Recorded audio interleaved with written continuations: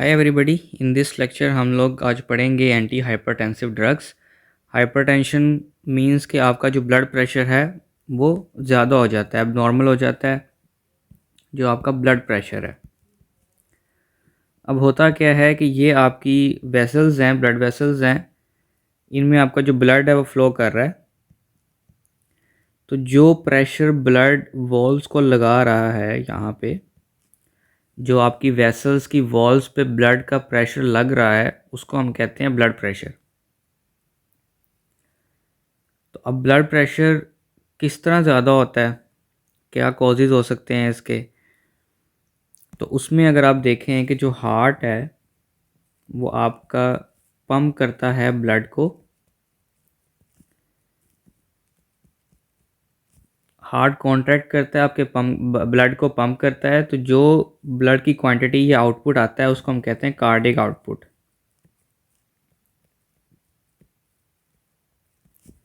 कि each beat के अंदर हर एक बीट के में जितना ब्लड हार्ट पंप कर रहा है उसको हम कहते हैं कार्डिक आउटपुट।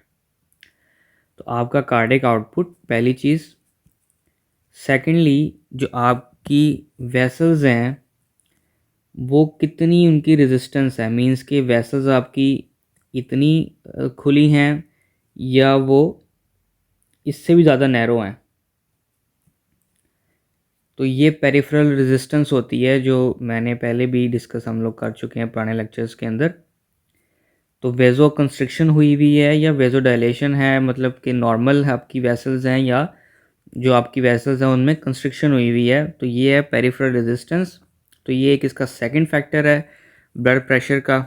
ज़्यादा कैसे होता है वो मैं बताता हूँ आपको, बट यहाँ पे जो फैक्टर्स हैं उसमें पहला है कार्डिक आउटपुट, दूसरा है पेरिफेरल रेजिस्टेंस, और तीसरा जो फैक्टर है वो है ब्लड का वॉल्यूम। जितना ब्लड वॉल्यूम आपका ज़्यादा होगा उतना कार्डिक आउटपुट भी ज़्यादा होगा। तो ब्लड वॉल्यूम भी एक फैक्टर है। अब जो ब्लड प्रेशर है वो इक्वल टू है cardiac output multiply by peripheral resistance multiply by blood volume. अगर कार्डिक आउटपुट ज़्यादा है तो ब्लड प्रेशर ज़्यादा है, पेरिफेरल रेजिस्टेंस ज़्यादा है तो भी ब्लड प्रेशर ज़्यादा है, अगर आपका ब्लड वॉल्यूम ज़्यादा है तब भी ब्लड प्रेशर ज़्यादा होगा। तो ये तीन फैक्टर्स हैं जिनका ज़्यादा होना ब्लड प्रेशर को ज़्यादा करते हैं। और ब्लड प्रेशर क्या है कि जो ब्लड आपकी वेसल्स पे प्रेशर लगा रहा है, वेसल्स की वॉल्स के ऊपर जो प्रेशर लगा रहा है उसको हम कहते हैं ब्लड प्रेशर। अब जो हार्ट पंप करता है ब्लड को, तो जो प्रेशर वहाँ लगता है उससे हम कहते हैं सिस्टोलिक ब्लड प्रेशर। जब हार्ट आपका कॉन्ट्रैक्ट करता है, ब्लड को पंप करता है, तो जो ब्लड आपकी वेसल्स पे प्रेशर लगाता है उसे हम कहते हैं सिस्टोलिक ब्लड प्रेशर, जिसकी नॉर्मल वैल्यू होती है 120।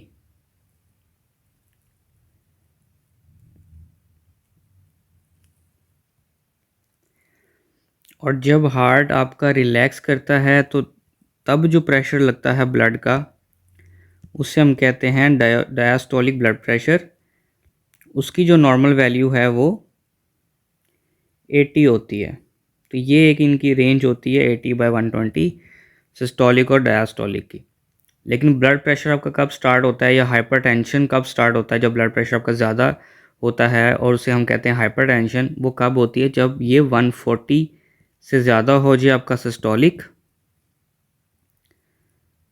और जो डायस्टोलिक है वो आपका 90 से ज़्यादा हो जाए।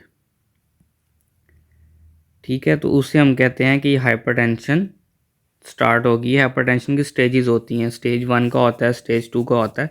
तो जिस तरह वो बढ़ता जाता है उस तरह उसको स्टेजेस में क्लासीफाई किया जाता है। तो ये आपका ब्लड प्रेशर का इंट्रोडक्शन है। इसमें 3 फैक्टर्स आपने पढ़े हैं, कार्डिक आउटपुट, पेरिफेरल रेजिस्टेंस और जो ब्लड का वॉल्यूम है।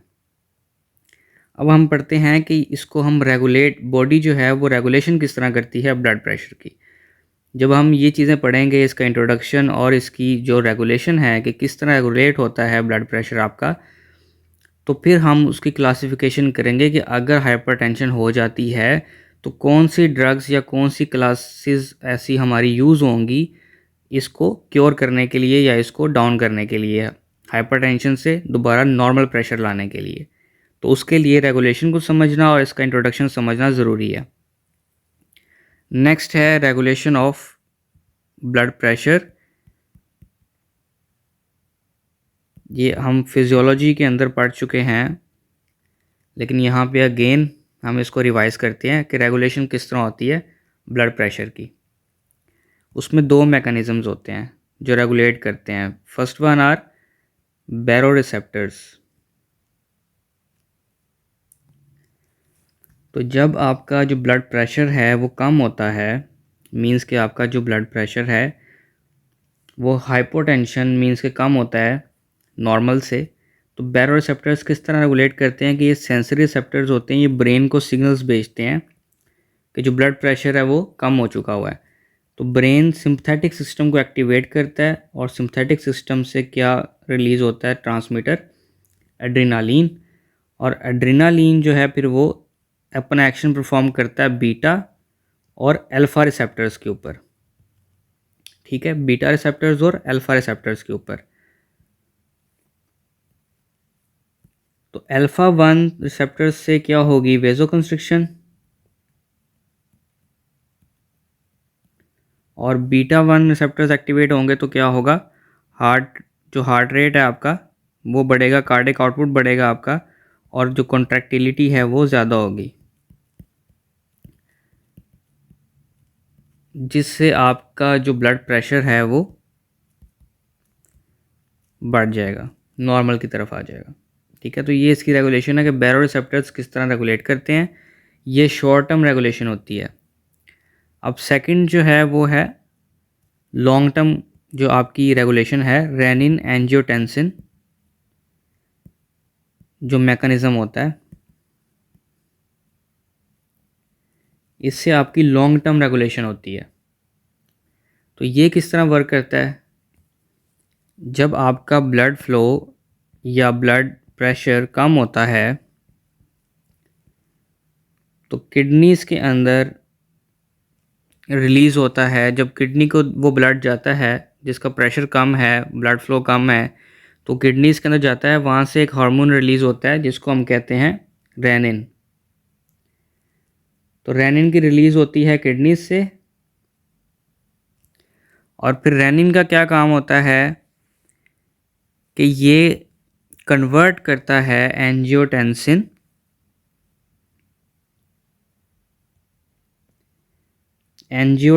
को एंजियोटेंसिन 1 के अंदर।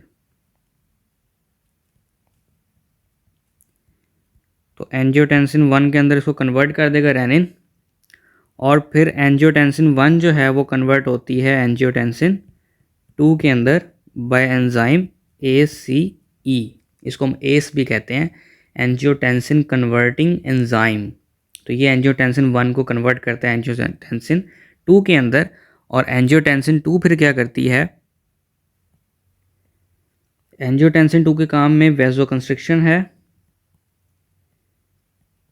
तो इससे भी आपका जो ब्लड प्रेशर है नॉर्मल की तरफ आ जाएगा, या मींस कि अगर कम था तो बढ़ेगा। तो वेजोकंस्ट्रिक्शन करवाती है ये जो आपका एंजियोटेंसिन 2 है, मींस के पेरिफेरल रेजिस्टेंस को ज़्यादा करवाती है। और एंजियोटेंसिन 2 का काम क्या है कि ये रिलीज़ करवाता है एक हार्मोन जिसका नाम क्या है, एल्डोस्टेरॉन।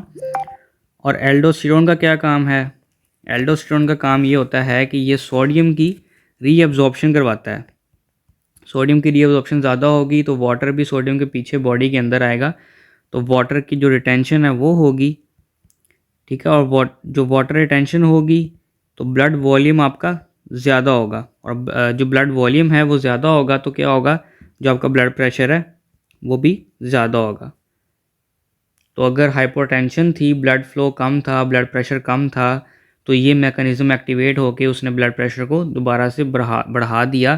तो ये रेगुलेशन मैकेनिज़्म है कि अगर कम हो जाता है ब्लड प्रेशर आपका, तो ये बॉडी के अंदर जो मैकेनिज़्म है उसको ज़्यादा कर देते हैं ब्लड प्रेशर को, ताकि ब्लड प्रेशर आपका नॉर्मल की तरफ आ जाए। तो इस तरह रेगुलेशन होती है।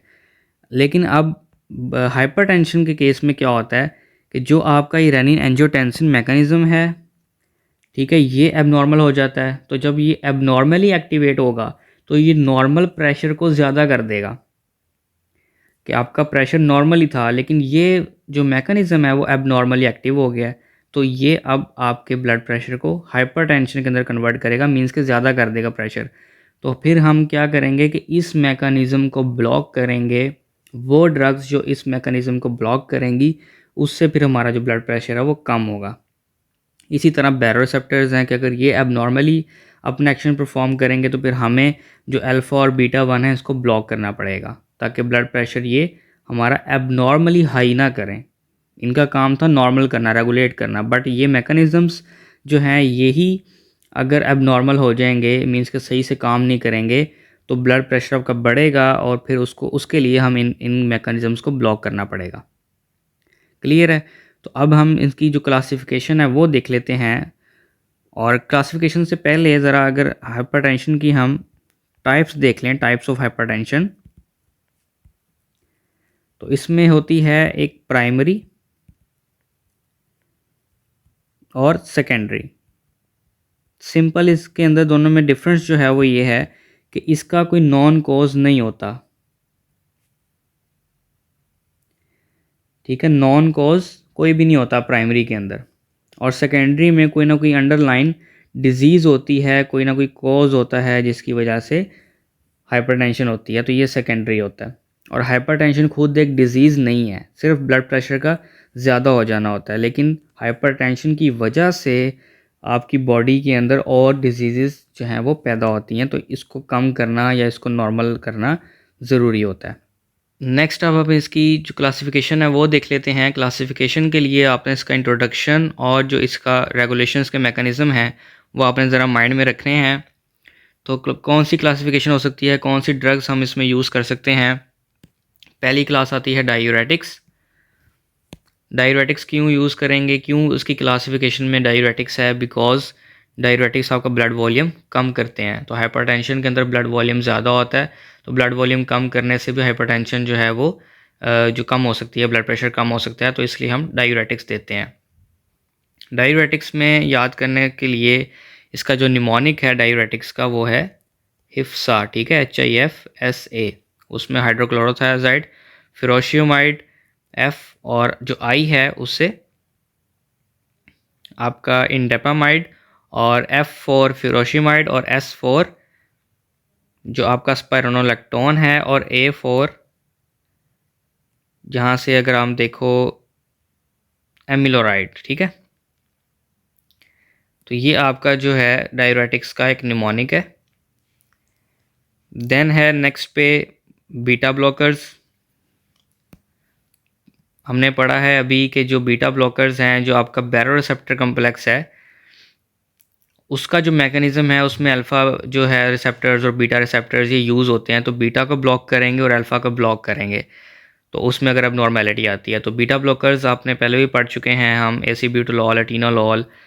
तो डिफरेंट जो बीटा ब्लॉकर्स हैं वो हम पहले से डिस्कस इनकी फार्माकोलॉजी कर चुके हैं। नेक्स्ट हमारे पास आता है एस इनहिबिटर्स। ठीक है, एंजियोटेंसिन कन्वर्टिंग एंजाइम इनहिबिटर्स। ये भी आपने भी मैकेनिज़्म में पढ़ा, तो इसको भी हम ब्लॉक करेंगे अगर इसमें अब नॉर्मेलिटी आती है। तो इसमें जो ड्रग्स हैं वो है कैप्टोप्रिल, इनैलाप्रिल, बेंजाप्रिल। ठीक है, जो भी प्रिल वाली हैं, फोसिनोप्रिल, लिसिनोप्रिल, तो ये हम यूज़ करते हैं S inhibitors in case of hypertension. तो इसमें भी आप कार के लिहाज से इसका निमोनिक बना सकते हैं CAR या कुछ भी इसका, जिसमें आपको याद करने के लिए इजी हो। रेमिप्रिल भी इसके अंदर आती है। और इसके बाद next class angiotensin 2 receptor blockers. Angiotensin 2 जब रिलीज़ होता है तो वो आगे वेजोकंस्ट्रिक्शन करवाता है। ठीक है, और हमें वेजोकंस्ट्रिक्शन नहीं चाहिए, तो इसका जो रिसेप्टर है उसको हम ब्लॉक कर देंगे ताकि एंजियोटेंसिन 2 अपने रिसेप्टर के ऊपर एक्शन ना परफॉर्म कर सके। ठीक है, तो एंजियोटेंसिन 2 रिसेप्टर ब्लॉकर्स हैं ये भी। इसमें भी जो है ना आपका जो निमोनिक है उसमें आप TV कर सकते हो, टेलमिसार्टन, वेलसार्टन। ठीक है, और इसमें जो लास्ट पे आ रहा है सार्टन, SARTAN, तो ये अगर आता है तो ये एंजियोटेंसिन 2 रिसेप्टर ब्लॉकर्स हैं। अगर प्रिल आता है तो वो एस इनहिबिटर्स हैं। तो ये आपके रिसेप्टर ब्लॉकर आ गया। देन नेक्स्ट पे कैल्शियम चैनल ब्लॉकर्स। क्योंकि कैल्शियम वेजो कंस्ट्रिक्शन करवाता है तो हमें वेजो डायलेशन चाहिए, मतलब कि हमें ब्लड वेसल्स को डायलेट करना है ताकि ब्लड का जो प्रेशर है वो कम लगे। तो ब्लड प्रेशर कम करने के लिए कैल्शियम चैनल ब्लॉकर्स भी यूज़ होते हैं, ये भी हम पिछले एंटी एंजाइनल ड्रग्स के अंदर पढ़ चुके हैं। और अल्फ़ा ब्लॉकर्स, क्योंकि एड्रेनालिन का एक्शन ब्लॉक करना है तो अल्फ़ा ब्लॉकर्स, इसमें डोक्साइजोसिन, प्राइजोसिन और ट्राइजोसिन, ये भी हम पीछे जो पढ़ चुके हैं। और कुछ बाकी अदर्स आते हैं जिसमें मिनॉक्सिडिल और हाइड्रेलाजिन, ये जो आपके हैं इनको हम वेजोडाइलेटर्स कहते हैं, ठीक है। तो जो ये अदर्स में लिखे हुए हैं, हाइड्रेलाजिन, मिनॉक्सिडिल और जो सोडियम नाइट्रोक्लोराइड है, ये आपके वेजोडाइलेटर्स हैं। तो इस क्लास का नाम आप वेजोडाइलेटर्स भी रख सकते हो। अब वन बाय वन हम इनकी जो कॉलोजी है वो देख लेते हैं। फर्स्ट वन है एंजियोटेंसिन कन्वर्टिंग एंजाइम इनहिबिटर्स। ये इनहिबिट करते हैं ड्रग्स को, किस चीज़ को इनहिबिट करती हैं? एस को। और जब एस इनहिबिट होगा तो मींस ये है कि एस का काम क्या होता है? एंजियोटेंसिन 1 को 2 में कन्वर्ट करना, फिर 2 अपना एक्शन परफॉर्म करता है आगे। तो ये 1 को 2 के अंदर जो कन्वर्जन है वो नहीं होने देगी।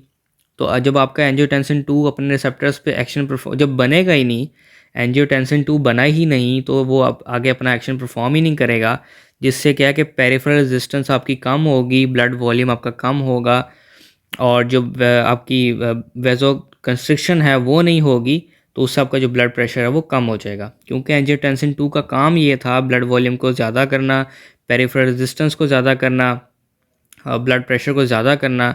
तो ये जो एंजियोटेंसिन 2 बनेगा ही नहीं, तो सारे जो फैक्ट्स हैं वो उल्टे हो जाएंगे, मींस के पेरिफेरल रेजिस्टेंस कम हो जाएगी, जो कि हमें हाइपरटेंशन के अंदर चाहिए, और ब्लड वॉल्यूम भी कम हो जाएगा, ये भी हमें एक्शन चाहिए ब्लड प्रेशर को कम करने के लिए, ठीक है। तो ये जो एस इनहिबिटर्स हैं ये अपना जो एक्शन है परफॉर्म करते हैं, जिससे हाइपरटेंशन आपकी, मींस के जो ब्लड प्रेशर है आपका वो कम हो जाता है। और ये ब्रेक डाउन करता है ब्रैडिकाइनिन की, ठीक है। जो एंजियोटेंसिन कन्वर्टिंग एंजाइम होता है ना, ये एंजाइम ब्रेक डाउन करता है ब्रैडिकाइनिन की, ठीक है। लेकिन जब हम इसका इनहिबिटर देंगे तो ब्रेक डाउन नहीं होगी। जब हम एस इनहिबिटर देंगे तो ब्रैडिकाइनिन की जो ब्रेक डाउन है वो नहीं होगी, और ब्रैडिकाइनिन का जो लेवल है वो ज़्यादा होगा, और इसका लेवल जब ज़्यादा होगा तो वो वेजोडाइलेशन करवाएगा, ठीक है। ये आपने याद रखनी है चीज़ कि break down of bradykinin S करवाता है, लेकिन जब हम इसको इनहिबिट कर देंगे तो ब्रेक डाउन नहीं होगी, और ब्रैडिकाइनिन का जो लेवल है वो ज़्यादा होगा, और उस लेवल ज़्यादा होने की वजह से भी वेजोडाइलेशन होगी। तो फार्माकोलॉजिकल एक्शंस क्या आएंगे? वेजोडाइलेशन, पेरिफेरल रेजिस्टेंस का कम होना, ठीक है। एल्डोस्टेरोन नहीं निकलेगा, क्योंकि एल्डोस्टेरोन की रिलीज एंजियोटेंसिन 2 करवाता था, तो एल्डोस्टेरोन नहीं निकलेगा, ब्लड वॉल्यूम कम हो जाएगा, और जो डिग्रेडेशन है ब्रैडिकाइनिन की वो नहीं होगी, उससे भी क्या होगा? वेजोडाइलेशन होगी। तो ये इसके एक्शंस हैं। फार्माकोलॉजिकल यूजेस, हाइपरटेंशन के अंदर आप यूज़ कर सकते हो इसे, और डिफरेंट और भी यूजेस हैं वो आप देख लीजिएगा। और इसके जो ADRs हैं उसमें एक इम्पॉर्टेंट MCQs है ड्राई कफ, ठीक है। बाकी भी करने हैं, लेकिन ड्राई कफ क्यों होता है? कि जो आपका ब्रैडिकाइनिन है ना, उसका लेवल तो ज़्यादा होता है, तो इसके लेवल ज़्यादा होने की वजह से लंग्स में ड्राई कफ होती है। तो ये इसका इंपॉर्टेंट MCQs है कि एस इनहिबिटर्स का कौन सा ऐसा साइड इफ़ेक्ट है जो फेमस है और कॉमन है, वो है ड्राई कफ। नेक्स्ट पे है फार्माकोकाइनेटिक्स इसकी, वो भी आप लोग याद कर लीजिएगा। ड्रग इंटरेक्शंस हैं कि हाइपोटेंशन, अगर हम इसको डायरेटिक्स के साथ देते हैं तो ब्लड प्रेशर आपका और भी ज़्यादा कम हो जाएगा, मींस का हाइपोटेंशन हो जाएगी। नॉर्मल तो ब्लड प्रेशर नहीं होगा, और भी ज़्यादा कम हो जाएगा, तो उससे भी मसले आएंगे अगर आपका नॉर्मल से कम हो जाए प्रेशर आपका, ठीक है। और अगर पोटेशियम स्पेयरिंग डायरेटिक्स के साथ आप देते हो एस इनहिबिटर्स को, तो हाइपरकैलीमिया, ब्लड में आपका जो पोटेशियम का लेवल है वो ज़्यादा हो जाएगा। और अगर आप एंटासिड्स के साथ देते हो इन्हें एस इनहिबिटर्स को, तो जो एंटासिड्स होते हैं वो एब्जॉर्प्शन को कम करते हैं एस इनहिबिटर्स की जो एब्जॉर्प्शन है उसको रिड्यूस करते हैं। नेक्स्ट है एंजियोटेंसिन रिसेप्टर ब्लॉकर्स। दो तरह के रिसेप्टर्स होते हैं, AT1 एंजियोटेंसिन रिसेप्टर 1 और एंजियोटेंसिन रिसेप्टर 2। 1 जो है वो उसका नेगेटिव इम्पैक्ट होता है, ये हमें इसको हमने ब्लॉक करना है 1 को। 2 को ब्लॉक नहीं करना, 1 को ब्लॉक करना है, ठीक है। तो एंजियोटेंसिन रिसेप्टर ब्लॉकर क्या करते हैं कि ये ब्लॉक करते हैं एंजियोटेंसिन टाइप 1 रिसेप्टर को, और जब एंजियोटेंसिन टाइप 1 रिसेप्टर जो है वो ब्लॉक हो जाएगा तो एंजियोटेंसिन 2 जो है वो अपना एक्शन परफॉर्म नहीं कर सकेगी। तो सेम जो हमने ऊपर पढ़ा था फार्माकोलॉजिकल एक्शंस, सारे के सारे एक्शंस यहाँ पे आएंगे। मींस के वैसोकंस्ट्रिक्शन नहीं होगी, पेरिफेरल रेजिस्टेंस कम हो जाएगी, ब्लड प्रेशर कम हो जाएगा, एल्डोस्टेरोन नहीं निकलेगा, ब्लड का वॉल्यूम कम हो जाएगा। तो ये इनके फार्माकोलॉजिकल एक्शंस हैं। और मोर एंजियोटेंसिन 2, क्योंकि अब जो हमारा 82 है एंजियोटेंसिन 2 का जो टाइप 2 रिसेप्टर है वो तो अवेलेबल है, लेकिन वो अच्छा रिसेप्टर है, वो भी वैसोडायलेशन करवाता है। तो जब एंजियोटेंसिन 2 जो है वो टाइप 1 पे रिसेप्टर पे एक्शन नहीं कर रही तो ज़्यादा अवेलेबल है टाइप 2 रिसेप्टर के लिए, तो जब वहाँ पे एक्शन करेगी तो वैसोडायलेशन आपकी और भी ज़्यादा होगी, ठीक है। और इसमें ड्राई कफ नहीं होती, जो एंजियोटेंसिन रिसेप्टर ब्लॉकर्स हैं इसमें ड्राई कफ नहीं होती, क्योंकि ये एस को इनहिबिट नहीं कर रहे। एंजियोटेंसिन 2 बनता है लेकिन एक्शन नहीं होएगा क्योंकि रिसेप्टर उसका ब्लॉक है, ठीक है। अब नेक्स्ट इसके यूजेस हैं, वही यूजेस यहाँ पे होंगे, फार्माकोकाइनेटिक्स हैं और ड्रग इंटरेक्शंस हैं कि हाइपोटेंशन ज़्यादा बढ़ जाएगी अगर डायरेटिक्स दोगे, हाइपरकैलीमिया हो जाएगा, पोटेशियम का लेवल ज़्यादा हो जाएगा अगर आप पोटेशियम स्पेयरिंग डायरेटिक्स के साथ देते हो इसे। पोटेशियम स्पेयरिंग डायरेटिक्स वो होते हैं जो पोटेशियम को बचा के रखते हैं, उसको एक्सक्रीट आउट नहीं होने देते, तो इसलिए वहाँ पे हाइपरकैलीमिया ब्लड में आपका जो पोटेशियम है वो ज़्यादा हो जाएगा। और इसमें एडीआर सारे सेम हैं आपके एस इनहिबिटर वाले, लेकिन ड्राई कफ नहीं होगी, ठीक है। तो ये ज़्यादा बेहतर है हाइपरटेंशन के अंदर। अगर आप ड्राई कफ आपको हो रही है, साइड इफ़ेक्ट ज़्यादा आ रहा है और तंग कर रहा है, तो फिर हम उसको नहीं देंगे, ये वाली क्लास में से ड्रग दे देंगे। उसके बाद आता है next class direct renin inhibitor, कि जो रेनिन को ही निकलने नहीं देते। अगर रेनिन ही नहीं निकल रहा तो ना तो एंजियोटेंसिन 1 बनना है, ना 2 बनना है, ना रिसेप्टर को ब्लॉक करने की ज़रूरत है, पहले ही स्टेप पे ब्लॉक कर देना, डायरेक्ट रेनिन को इनहिबिट कर देना। एलस्कायरन ड्रग आती है इसके अंदर, एंजियोटेंसिनोजिन को एंजियोटेंसिन 1 के अंदर कन्वर्ट नहीं होने देती। रेनिन का जो काम था रेनिन वाला काम होने नहीं देगी, तो एंजियोटेंसिन 1 नहीं बनेगा, 2 भी नहीं बनेगा, कुछ भी नहीं आगे होगा, ठीक है।